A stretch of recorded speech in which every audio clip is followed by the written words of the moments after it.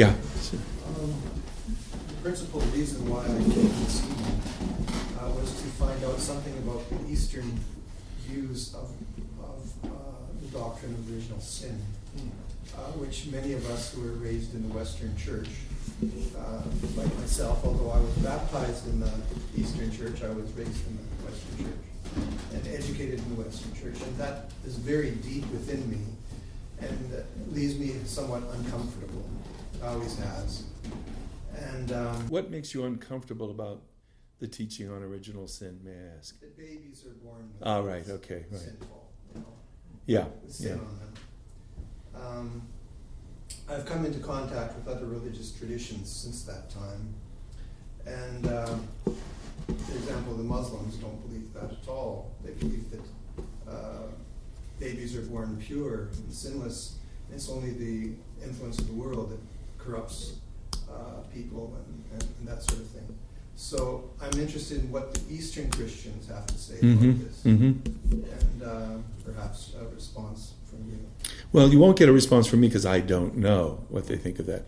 But maybe someone in the room is familiar with Eastern Christian or Eastern Orthodox thinking. Yeah, I mean, I think one of the key things to keep in mind is that even the most anti-Augustinian Eastern Orthodox theologian will admit that there is a reality called ancestral sin. In other words, that first we are born with corrupted natures. In other words, but the key thing is the following.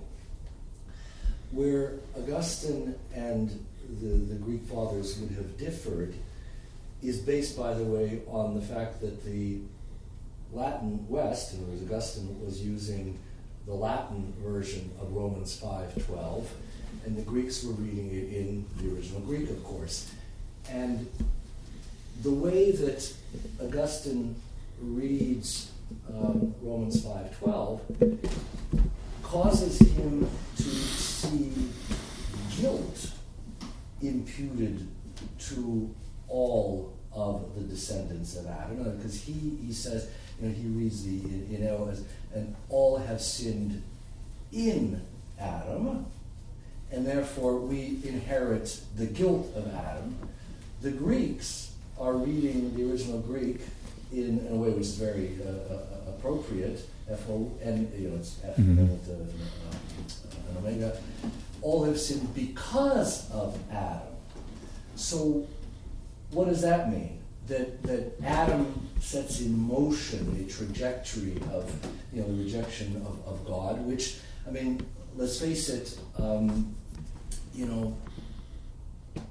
you look around and you see that sooner or later, even if a child has not been taught by someone to steal, there's sooner or later, there will emerge this desire or this proclivity to steal.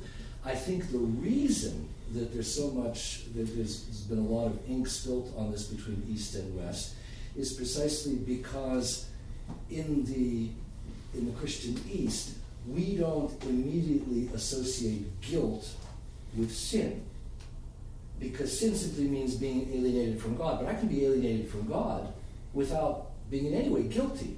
And this, by the way, explains why in the Byzantine East, you didn't have any concern about infant baptism for at least 10 centuries. In other words, when they switched from adult baptism to a lower age, it was still around the age of 3 or 4 that they were baptizing people in Byzantium, right up until about the 10th century. And if you study the liturgical, except in case of death. Pardon? Except in case of death. Well, no, but that's the point. Even if you look at the euchologies, there are no text for emergency baptism. In other words, people. I'm not denying that. Obviously, you would have had cases where children or for whatever would have been baptized. Infants or whatever. But this idea that somehow we better make sure that we baptize the infant because otherwise the infant is, that the soul of the infant will go into limbo, which is actually a part of hell, technically. That's entirely absent from the Christian East. But it all derives from a Greek, use of the Greek text of Romans 5:12 as opposed to a Latin text. And I think that's where the real rub is. Now, I agree with you, there are people who just can't imagine that, what do you mean we're born into a sinful situation, we're born with, a nature that is prone to cry. There are people who can't accept that, but... Do these people have infant children? I mean,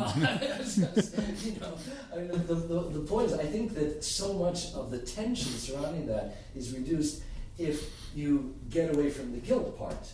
In other words, you say, we're born into a messed up world with some, pretty... think of intergenerational trauma, and intergenerational, all sorts of things, so we're alienated from God in some way, even before we've done anything ourselves. But that doesn't mean that you're guilty. And this is where East and West would But if I might just argue with my mentor and one of the world's most famous liturgists, we have never developed a separate formula for infant baptism either, and the formula that we use, whether the child is a baby or 3 years old or 33 years old, the deacon still prays in litany for the forgiveness of their sins, voluntary and involuntary. So I would say that either we've been guilty ourselves of an egregious failure to think differently about the state of the soul of a baby or a child, or else perhaps there's an implicit awareness that even a baby and a young child may have sins that need to be forgiven, even if they're sins, unconscious sins, because we use the exact same rite. And infant baptism is also practiced outside Byzantium. The Ethiopians habitually baptize babies and boys on the 40th day and girls on the 80th day, and infant baptism is found in the Syriac and Armenian other traditions as well. Infant baptism. In like 5th, 6th centuries? That's the question. In other words, infant baptism eventually becomes a very, very popular practice, but it's a later practice in the Christian East, at least the Byzantine. Right. But Bride's point is very well taken, but that will require another. In fact, we need to get Bride to do Tuesday at Sheptytsky, and then we can continue discussing this.